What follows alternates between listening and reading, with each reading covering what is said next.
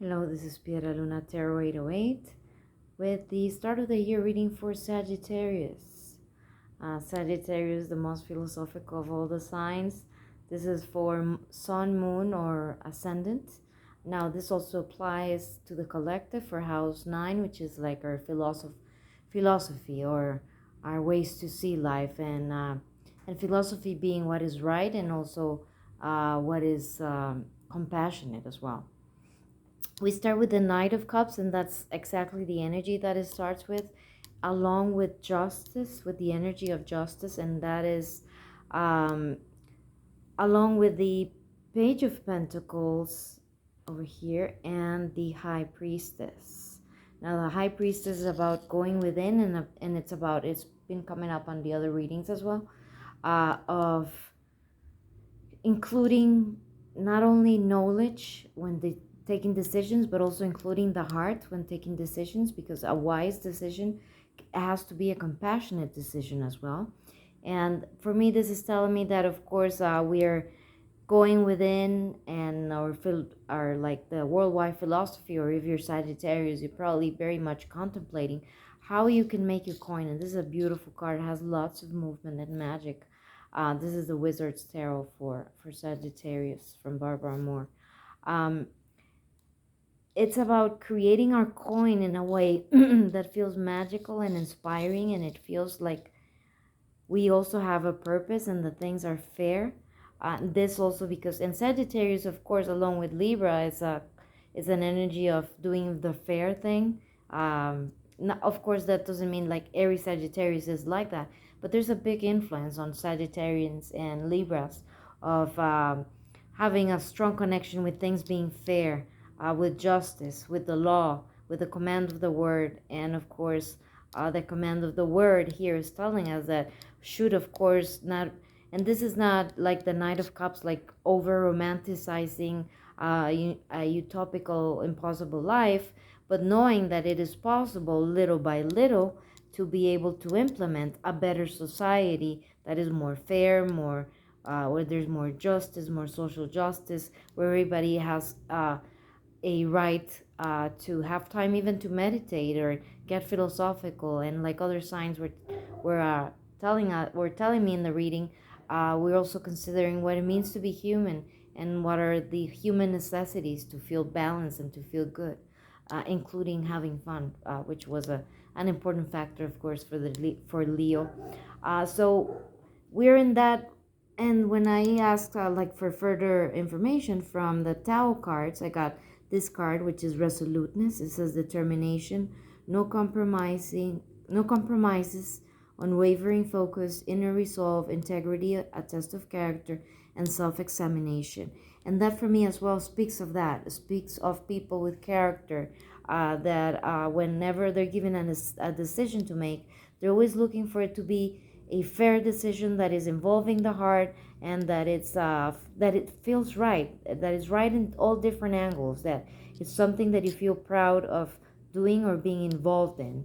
And I feel that's like the start of the energy for Sagittarius. Definitely for me it is, but as well I think for the collective as our philosophy of life, we might all be going through these thoughts. And of course, that seems very obvious as we're repeating cards on the different signs, because we're on the start of the year and we're kind of all synchronized on what we're meditating. We're going within with the High Priestess, on how to manifest a different reality, a different year from what we've been having, not only from the pandemic, something better, which of course the bar wasn't set high, that high, but even better than pre-pandemic.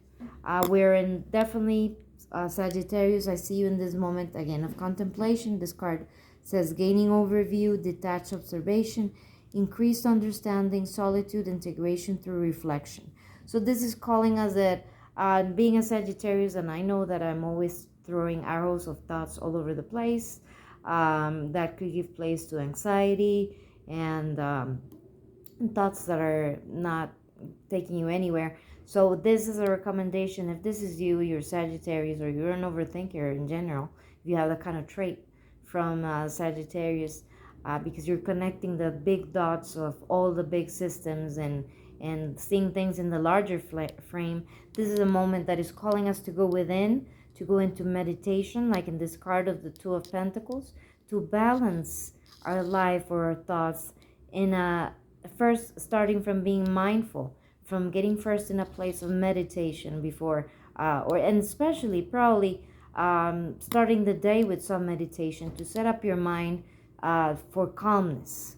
Uh, in that contemplation that we're doing at the beginning of the year, of the hangman, of looking at things from a different perspective, this is also a big lesson for Sagittarius because we are not the most patient sign. I'm a sun in Sagittarius, and I have a stellium in Sagittarius, so I'm quite Sagittarius. Um, and this is quite a lesson because I know that I'm super impatient and I want to know the answers to everything. I want to know how things are going to be, especially in my trade, right? I read tarot cards. But this is also a lesson, even for people that read tarot cards. Even if you can kind of feel what's going to happen, there's always a moment in life when you just have to be quiet and you have to be still, and you need to go back to your center in order to gain that balance and that traction to start the year and to get out of that rut. If you're maybe having, I feel like a collision. This is the card of the Hermit, about going within, finding answers, finding the light within. This might be even finding some solace in mysticism and different religions, maybe in prayer, or maybe you're going back to whatever your traditions are. That doesn't mean that you have to become label yourself as any kind of religious whatever denomination, but just going back to your roots and connecting to something that uh, resonates with you and feels like it connects you to something bigger, and you can get like that moment of stillness, of being in the now. And then you can better make decisions with the Seven of Pentacles of what is the best choice, what is the best route in your life to be taking in order to find that place where you feel that what you're doing resonates with your code of ethics, which I feel it's an important feeling for Sagittarius and for the energy of Sagittarius. Now we go to the last part of the reading.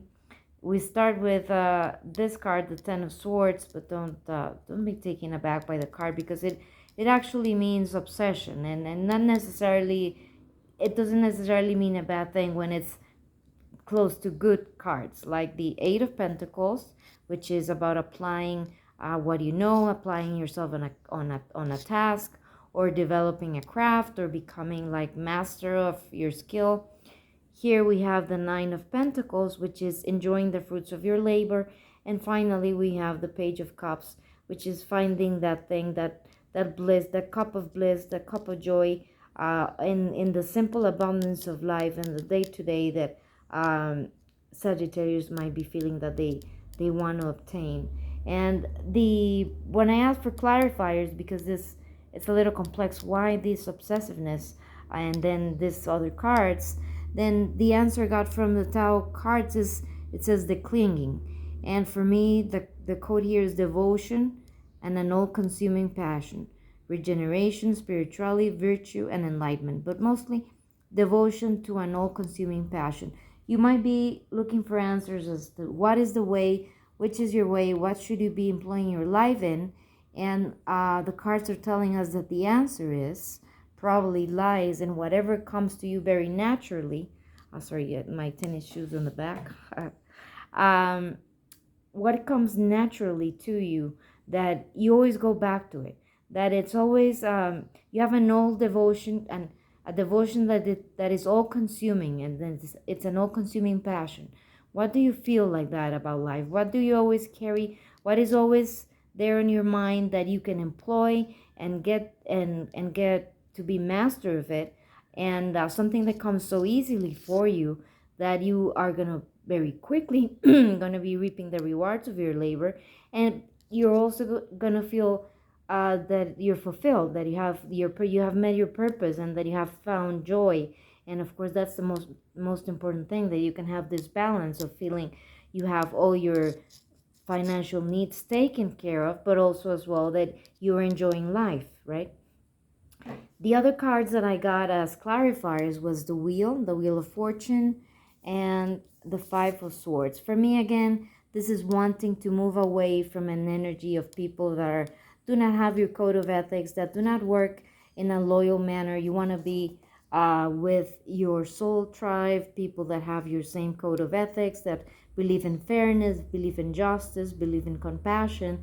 And I believe that by going within, by chasing that, whatever is that, it is your all-consuming passion, and by working on it, but by working on it not in an irrational, all-consuming way, but actually in a progressive way, because I also got this card, which it says progress, advancement, gaining recognition, appreciation, achievements, acceleration, steady gains, and increased clarity.